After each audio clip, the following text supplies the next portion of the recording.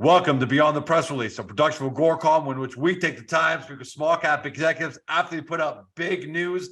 Guys, if you're believers in what's going to take place with renewable energy, and as a result, we're not just going to need more resources and metals and all that. We're also going to need new technology, new processes, because the demand is going to be massive between now and 2035.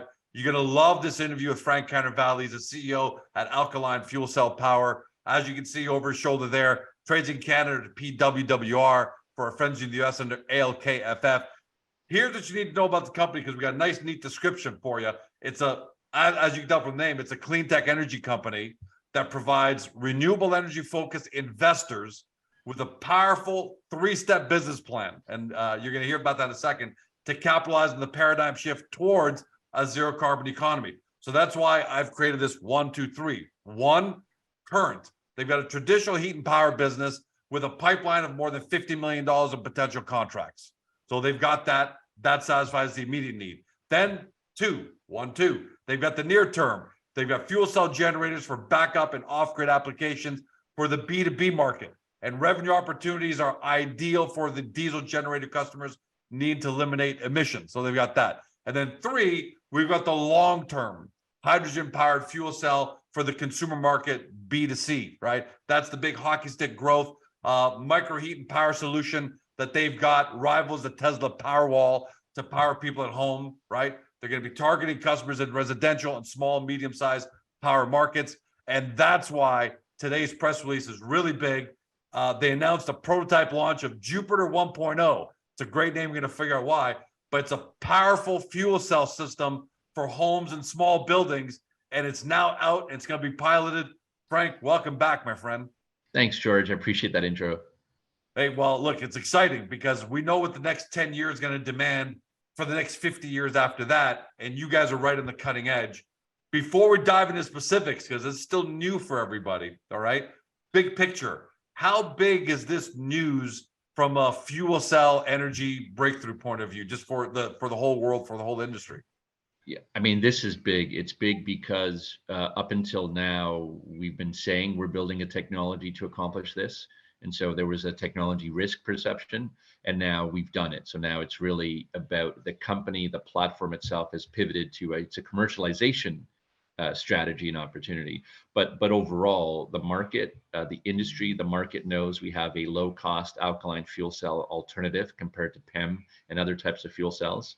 You know, we're at least half the cost of those. And then the utility market knows we're a fairly low cost solution with cheaper green energy, green hydrogen. We're a lower cost solution than a lot of grid alternatives today. So the market always wants to see that these things can pan out, and our technology has been achieved. So now it's really about commercialization. So that's how big it is. We're de-risking it for investors. So because this is so new for most investors, I want to run through a layman. Right. So what you're doing is you're converting hydrogen to heat and electricity at approximately 90% efficiency. Okay, it sounds great, but let's help people understand. So if you don't mind, maybe run through some layman mechanics of how that would work either in my home or in a small building. Yeah, absolutely. So I'll give you, from a size perspective, it's about the size you see in the images of about a washing machine. So if you imagine in your home, your average typical home, in your boiler mechanical room, you'll have this unit in there. It'll be connected to, eventually when people have hydrogen flowing through, say, their natural gas pipelines, that would connect into the unit. It would take air from the room, just ambient air, it doesn't need any particular type of air. It filters it in the system itself. And when it's running and you turn it on, it's literally taking the hydrogen, you have the electrons from the hydrogen and from the air, and the electrochemical process in our fuel cell stack within it allow the electricity to be generated, and then the waste heat, if you would, is also generated. So it's very quiet. It's not some Generac motor that you can hear running at every Wednesday at 2 o'clock, as everyone can attest to. That's me. It's very silent. The only few moving parts are in the actual balance of plant, like moving the fluid through the fuel cell. But the electrochemical process is quite unique, quite simple. And our benefit of this system that we built is it's alkaline, right? So it's the ability to use less equipment, less capital, So again, it's about $500 a kilowatt equivalent. So let me get back to, you have this roughly $2,000 Canadian unit sitting in your mechanical room, your furnace room. And when the way you set it up is when your power goes out, so Toronto Hydro, whoever, their power goes out, which happens a lot, or you have a peak period where the rates that they're charging you are really expensive versus what you know you Okay. can generate it for. You set it to run during these periods, and it will provide you your electricity for the rest of your house, in addition to your heating. If you want that unit, we are building a generator unit along with this 4 kilowatt CHP unit. So that's, it works quite simply at $2,000 roughly, because it's around $500 a kilowatt to make. It means with any incentive, it's really cost effective. So to put in perspective, where hydrogen is going, green hydrogen in the marketplace, from a cost perspective, the U.S. Department of Energy says it should be about $1 a kilogram US by 2031. I believe from all the analysis coming out of, what's coming out of China, Europe, and United States, and fighting for hydrogen, electrolyzers, generation, all of that, I think we'll have it cheaper.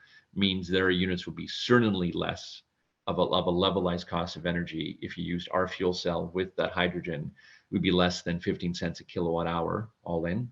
And certainly I believe it can be less than that, depending on, when we finally fine tune and sharpen the pencil on our price. So it's going to be cost effective compared to how most people in North America and Europe pay for their electrons today from electric utilities. So that part's pretty simple. Well, and you're not making me feel great, because you brought up Generac, and I raised my hand, and I'm one of those guys, and I paid well over the numbers that you're talking about in order to have the system in place. Well, because then you're talking of probably a 20, my guess we have a 20 kilowatt unit, backup generator. And so if you do the math, we're going to be cost effective versus the current alternatives. And if we're using, as we're going to be using hydrogen, it's clean and green. And what I like about it, it's not just a pure backup. So now you're telling me that it's sitting in my home, so that even during peak time, so it'll back me up if I need it, or during peak times when electricity or energy is really expensive, the Jupiter kicks in. I think if you're, so there's 3 scenarios where, and globally you have to appreciate every market, Toronto, north of Toronto, Quebec, Belgium, different markets globally have different structures of how they pay for electricity or not, and time of use and all those things. So I envision there's 3 scenarios you set this up for. The basic one is obviously backup. So if the power goes out, you don't want to kill everything in your fridge, ruin it, or your freezer, or you have elderly, or you have other electrical requirements that life systems you really have to keep on, then we function as a backup to meet those. You're at a cottage, we have a backup, right? So you think of all those scenarios where you have that backup requirement. The next one is absolutely from a peaking perspective. Is there, depending where you are, do you have a peak price, whether it's an open market in New England, or you have a time of use peak price where it's just too expensive to take from the grid, you can then run this for a few hours or several hours a day, if that was the price design. And the third one, which would be a far bigger component, I think, in the coming years, is you have what's called a DER market, a demand energy resource market, where utilities and grid system operators are allowing any customer who has their own power generation or storage to then monetize and sell power back to not just the grid, to other customers in real time. So wouldn't that be something? Wouldn't that be something? No, think of it as it's just free trading. You're trading your power because it's valuable, and you can make a pretty penny for those few minutes or that hour. Then you could literally turn the sucker on and sell that power through a lot of blockchain technology and companies. You're selling that power to some other customer. So those are the 3 scenarios I envision.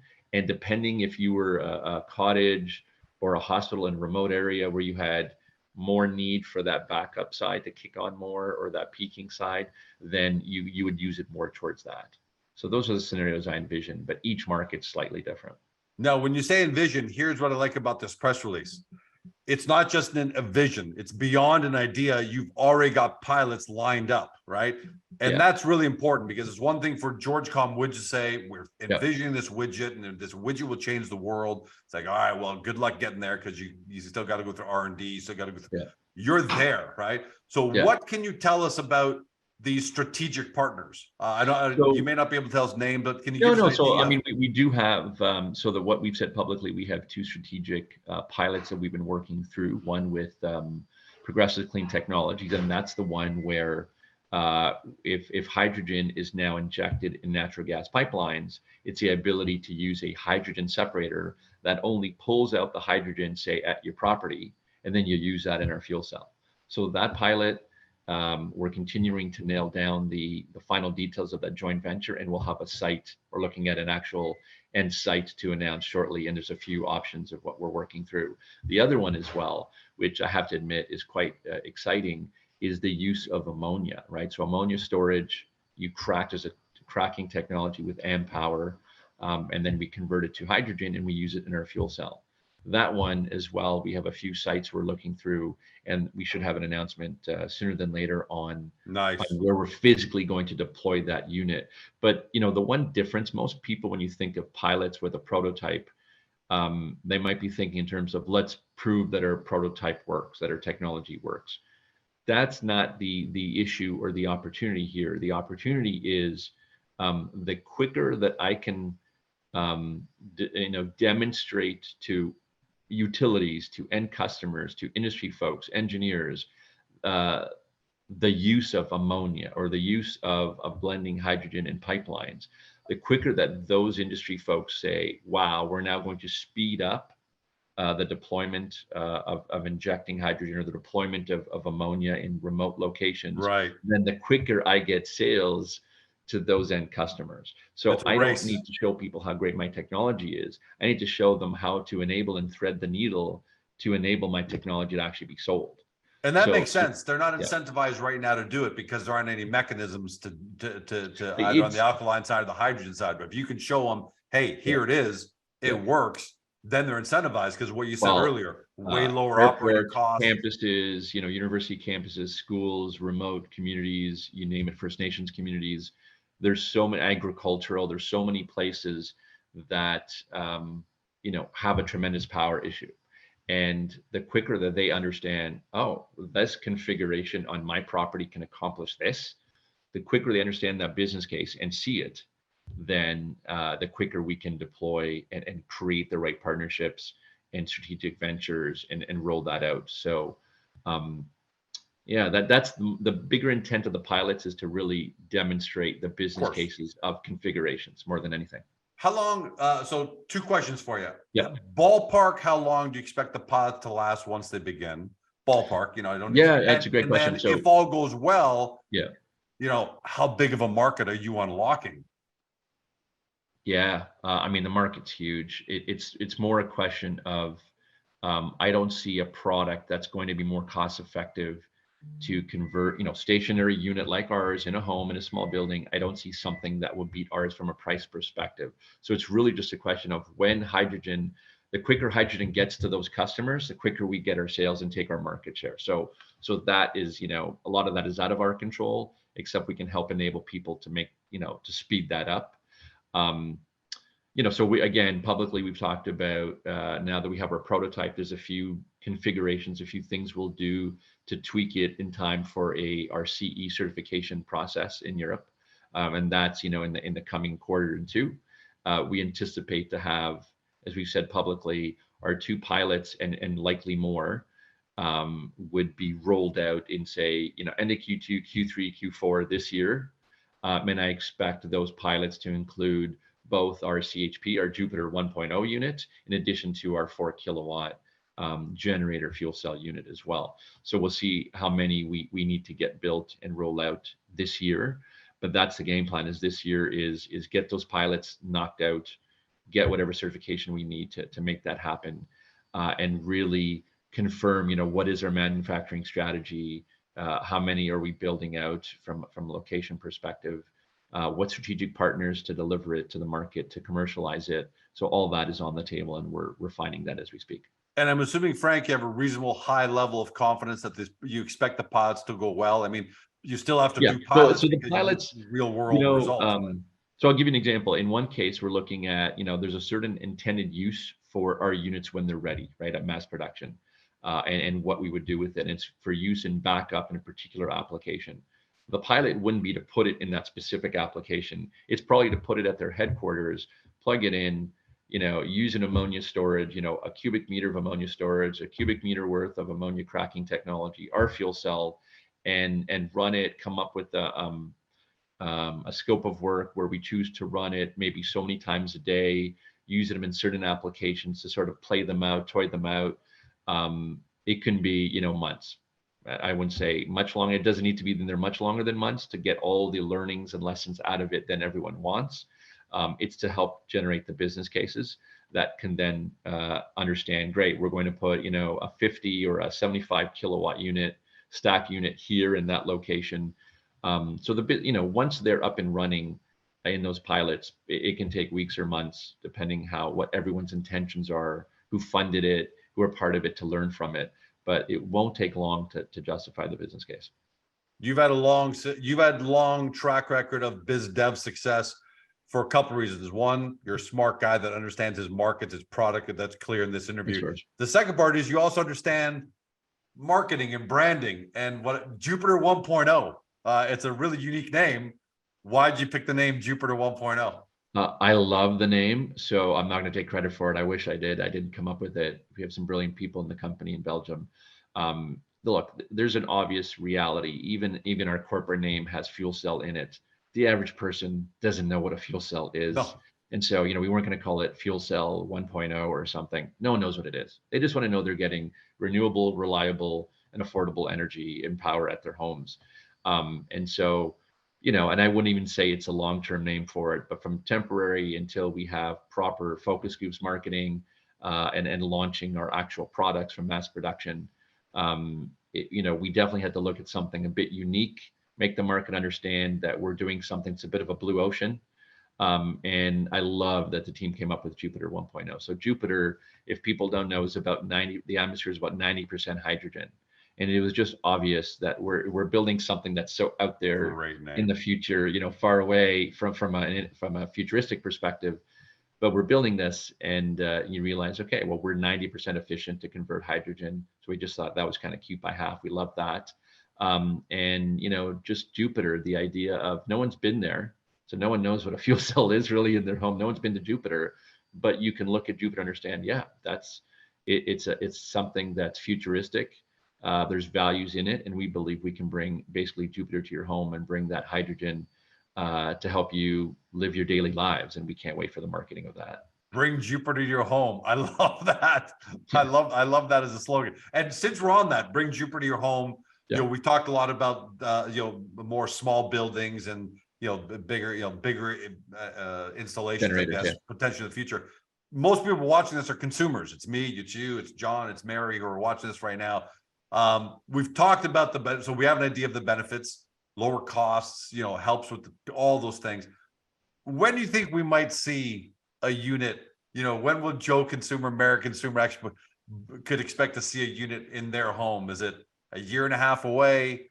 A couple of years away? Yeah, I mean, I'd say it's around that range. I think if we're looking at 23 being the deploying of the pilots and creating the strategic partnerships for distribution, manufacturing, and a number of those items, I think we're talking, that's what 23 will be about for the fuel cell part of the business.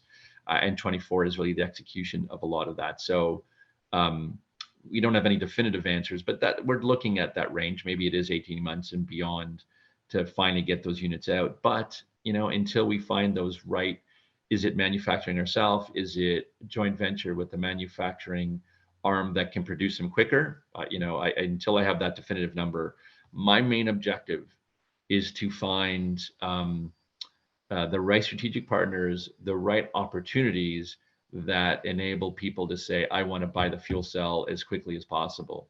And that's a bigger portion I'm looking at, is how do I make my market share, the size of my pie, grow quicker than waiting for hydrogen to show up to people's homes? How do I get it there quicker?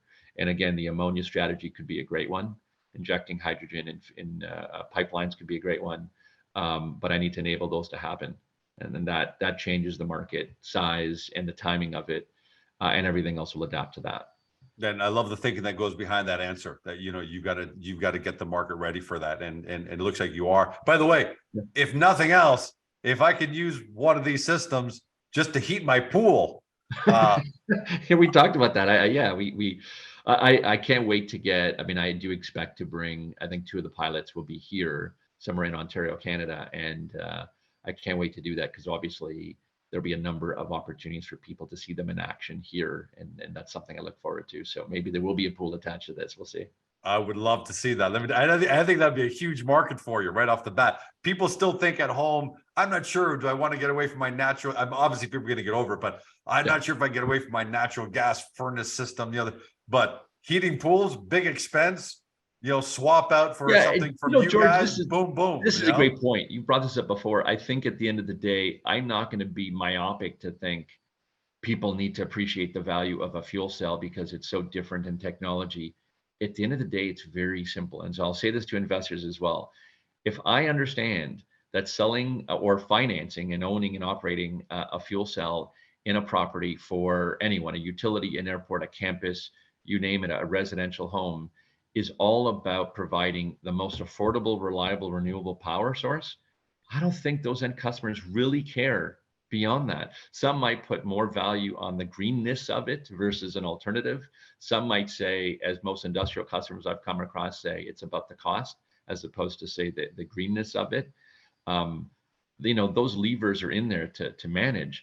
But at the end of the day, I just have to worry about getting sales, and sales won't happen if it's uneconomic. And it is economic. So the quicker that people understand that, I'll get my sales. And to the investors, that's what you need to worry about. I'm definitely capitalizing on the energy transition shift and the fight against climate change. But you're not being idealistic about it either, where you want to change minds. Other competitors, right? I'm going to steal load away from utilities, from other energy companies, from other technologies that aren't cost effective. I'm not trying to sell something that no one's currently buying. I'm going to sell you your energy cheaper than you currently buy it, pure and simple.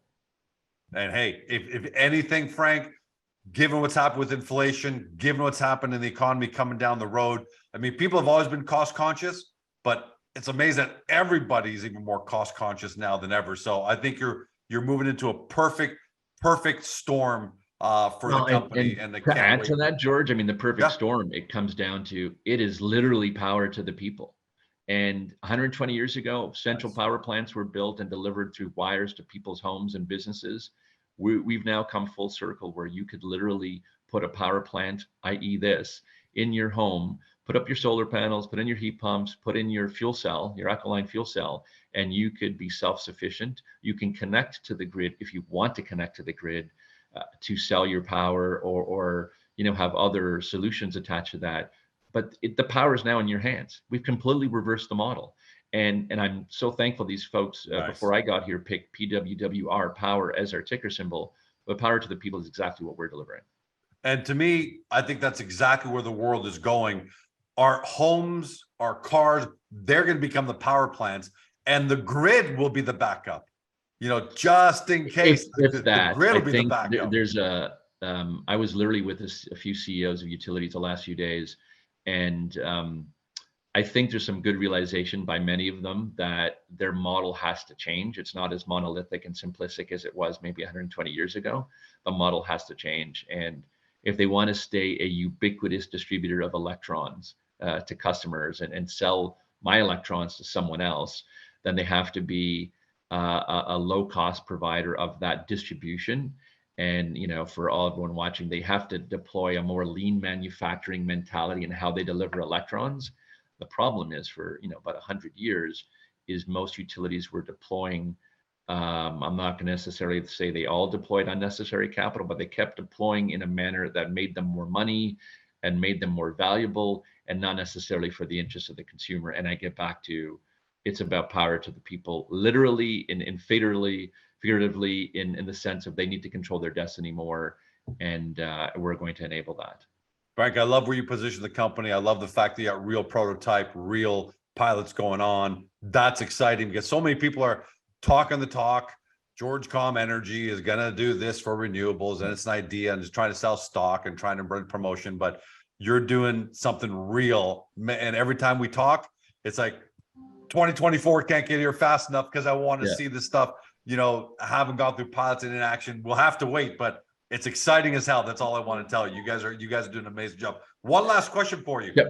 a little corporate cleanup. The press release mentioned that you've taken over management of the development company in Belgium.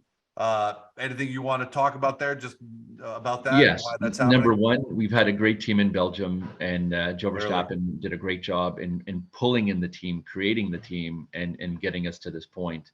And now, as I mentioned earlier, we're in a position where we're transitioning from this technology risk perspective, R&D perspective, and then while there's still some work to do to get the unit ready for the CE certification, we're really pivoting into a more commercialization strategy, and that's definitely more my strength. And so the goal is, how do we refine the team, focus the team, make sure that we're really trying to deliver on bringing units to market quicker, the right commercialization strategy, the right partners globally. So it's a cleanup to make sure we have the right staff and the right focus. And I've been in contact with key investors and my team here and my board, and we're all on the same page to make sure that we really do spend our money wisely to bring this to the finish line and get some sales. Frank, congratulations on a real major milestone with this announcement. I think I speak on behalf of all shareholders where I say thank you and congratulations to you and your team here in Canada, the team in Belgium. You guys hit it out of the park. And buddy, I can't wait to keep having you back on the updates, because it sounds like there's gonna be a lot of updates now as we go through Jupiter 1.0, Jupiter 2.0, because 1.0 implies there will be a 2.0. There will be 3.0, but for today, man. Well, awesome. George, I thank you, and I can't wait to get you on Jupiter 1. Yeah. Hey, I'm ready. I'm ready to go. I cannot wait. And I really mean that. And I look forward to the day you and I can be standing either in my home or in my backyard, wherever it's going to be, and firing it up. It's going to be great. That's but until then, like I said, congratulations on today's milestone. Today, we celebrate this, my friend. Thanks, George. For everybody at home, you've been watching or you've been listening by podcast on Spotify, Google, Apple, or your favorite podcast platform, to Frank Carnevale, CEO at Alkaline Fuel Cell Power, trades in Canada, PWWR, in the US, ALKFF. For those new to the story, and that's a lot of you, because look at the volume and what's happening in trading once tax loss season ended. A lot of interest picking up. So a lot of you probably watched this for the first time. You absorbed a good deal of information here. Now you want to start your due diligence. Let me advise you, part one, get to the company's profile page on Agoracom, because we've got a good layman's explanation of the company and its tech, so you can get that foundational knowledge, because we know there's a lot going on here. And then when you've got that, you feel comfortable, you got the big picture, then head right over to the company's website, do your deep dive due diligence. Because guys, if you believe in the future of renewable energy, I don't see how you can't. And the role that fuel cells are going to play and clean hydrogen is going to play, this is it. This is the company you got to do your due diligence on. You got to make your own decision. Just don't say 12 months from now that we didn't tell you so. Thanks for joining us. Have a great day. See you next time. Hey guys, the video's over, but don't forget to help your company by liking it and even leaving a comment below. And then don't forget to help yourself by subscribing to our YouTube channel so you never miss another great Agoracom small cap video.